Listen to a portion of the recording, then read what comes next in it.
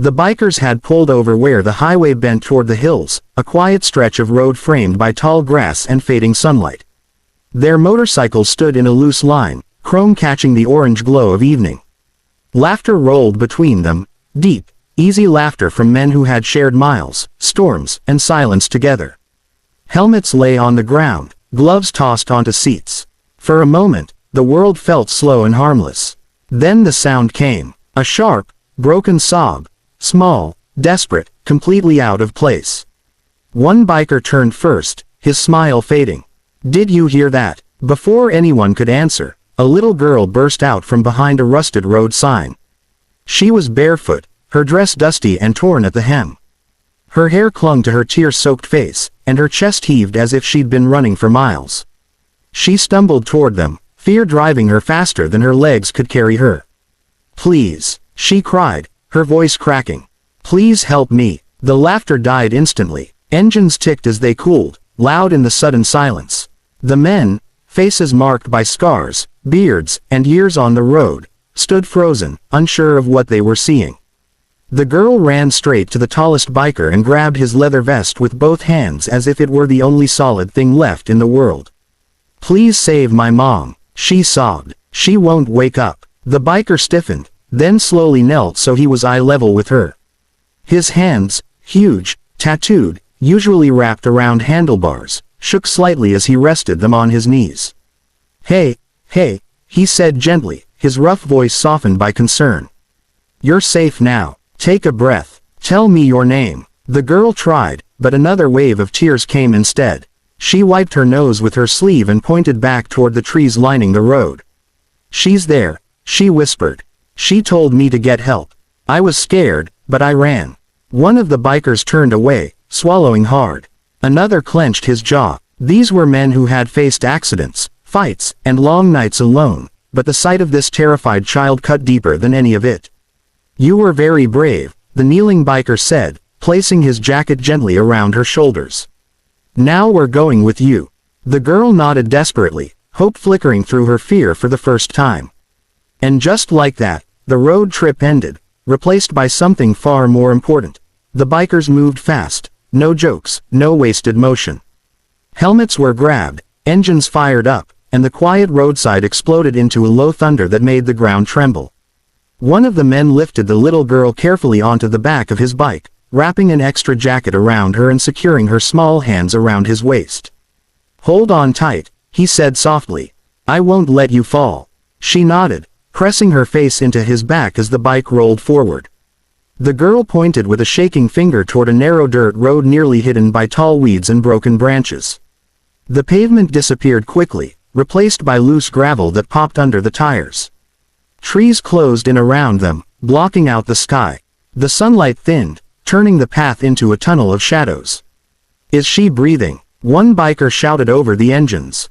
"Yes," the girl cried back, her voice barely carrying. "But she won't wake up." They rode faster, instinct guiding them. These men knew dangerous roads, knew how to keep balance when the ground tried to steal it. Still, every second felt too slow. Dust rose behind them, stinging their eyes. The girl's arms tightened as the forest grew darker. Then they saw it, a twisted shape at the edge of the road. Metal bent like paper. A car nose first against a thick oak tree, its windshield shattered, steam hissing from the hood. One biker cut his engine and jumped off before the bike even stopped. "Call it in," he yelled. Another biker already had his phone out, voice sharp and clear as he spoke to emergency services, giving directions as best he could. The others rushed to the car. Inside, the woman lay slumped against the steering wheel. Blood ran from a cut on her forehead, streaking down her cheek. Her chest rose shallowly, unevenly. One biker carefully checked her pulse, his fingers gentle despite their size. "She's alive," he said, relief breaking through his voice. "But not good." The girl stood frozen behind them, her eyes wide with terror. One biker turned, kneeling again, holding his arms open. She ran into him and buried her face in his chest. "You did exactly what your mom needed," he whispered, holding her tight. "Help is coming." In the distance, a siren began to wail, faint, but real. For the first time since she had run onto the highway, the girl allowed herself to believe her mother might survive, the forest seemed to hold its breath. Steam hissed from the crumpled hood, mixing with the sharp smell of oil and burned rubber. The bikers moved with quiet urgency, forming a loose circle around the wrecked car as if their presence alone could protect the woman inside. One man stood in the road, arms stretched wide, signaling any passing vehicles to slow down. Another tore strips from a clean bandana, pressing them carefully against the woman's bleeding forehead. "Stay with us, ma'am," he murmured, his voice low and steady. "Your little girl's right here." The woman didn't respond, but her fingers twitched slightly. It was enough to keep them going. One biker checked her breathing again, counting softly under his breath. Shallow, but steady. His jaw tightened. He'd seen this before, too many times. Accidents didn't wait for permission, and neither did fear. Nearby, the little girl sat on a fallen log, wrapped in a leather jacket that was far too big for her. She watched every movement, her small hands clenched together like a prayer. Each time the woman's chest rose, the girl whispered, "Mommy," as if her voice alone could keep her alive. A biker crouched beside her, helmet tucked under his arm. "You're doing great," he said gently. "The sirens you hear, that means help is almost here." "What if they're too late?" she asked, her voice barely louder than the wind in the trees. He swallowed hard. "They won't be. We've got her. And we've got you." Minutes stretched into something heavy and unreal. The sound of the sirens grew louder, then faded, then returned again, playing cruel tricks on their nerves. One biker began quietly directing traffic again when a car appeared at the far end of the road, slowing at the sight of the accident. Finally, the sirens broke through the forest for real, sharp, urgent, undeniable. "They're here," someone shouted. Red and blue lights flashed between the trees as the ambulance and patrol car pulled in. Paramedics jumped out, moving fast but focused. The bikers stepped back without being asked, giving them room, though none of them went far.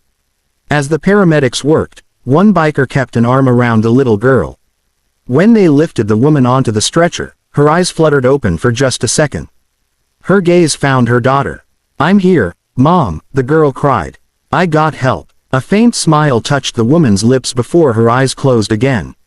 More than one biker turned away, blinking hard. In that moment, every mile they'd ever ridden, every tough mask they'd worn, felt small compared to what they had just helped save. The hospital hallway smelled of antiseptic and quiet hope. Fluorescent lights hummed softly overhead as the bikers stood awkwardly near the wall, leather jackets creased, boots leaving faint marks on the polished floor. They looked out of place, big men in a world of hushed voices and careful footsteps, but none of them seemed willing to leave. The little girl sat in a plastic chair, her feet swinging back and forth, still wrapped in the oversized biker jacket. One of the nurses had given her a cup of juice, but she barely touched it. Her eyes stayed fixed on the double doors where her mother had been taken. A doctor finally emerged, removing his gloves. "She's stable," he said. "You got her here in time." The words hit like a wave. One biker let out a long breath he'd been holding for hours. Another quietly bowed his head, murmuring a thank you meant for no one in particular. "Can I see her?" the girl asked, standing up quickly. In a moment, the doctor said with a smile. "She's asking for you." Tears spilled down the girl's cheeks as she ran into the room. The bikers stayed back, giving her space, but the door remained slightly open. They saw the woman's hand reach out, saw the child grasp it with both of hers. "She's okay, Mom," the girl whispered. "They helped us." The woman turned her head weakly toward the door, her eyes filling with tears when she saw the men standing there.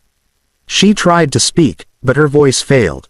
One biker simply nodded, understanding everything she couldn't say.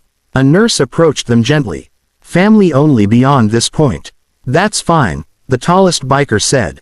"We've seen enough." The little girl ran back out and hugged each of them tightly, one by one. "You're angels," she said again, her voice certain now. The biker smiled, kneeling to her level. "No, kid," he said softly. "We just listened when you asked for help." They walked out into the night together, engines starting one last time. As they rode off, the road felt different, lighter somehow. Not because it had been easy, but because it had reminded them of something simple and true.